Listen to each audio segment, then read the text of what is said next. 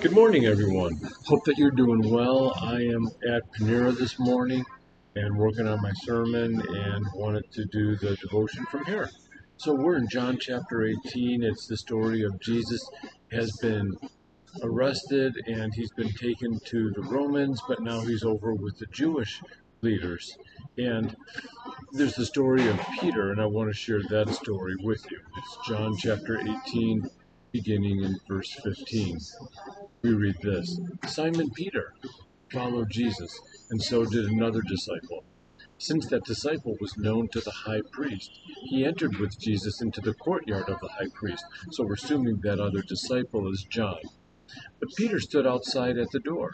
So the other disciple who was known to the high priest went out and spoke to the servant girl who kept watch at the door and brought Peter in. So we're not really sure what's happening here, why John has to bring Peter in and kind of set the stage for him, but that's what's happening.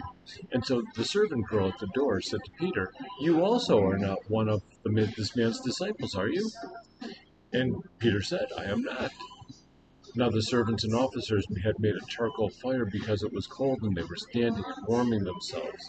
Peter was also with them, standing and warming himself. Now Simon Peter was standing. We jump down to verse 25. Simon Peter was standing and warming himself, so they said to him, "You also are not one of his disciples, are you?" He denied it and said, "I am not."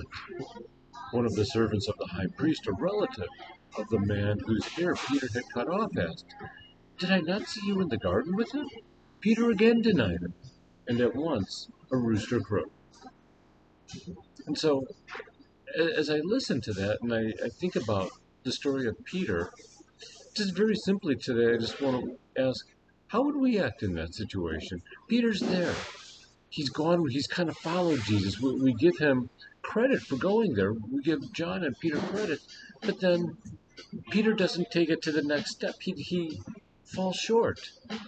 And it sets a great scene that we'll talk about sometime later at the end of the Gospel of John. But what would you and I do?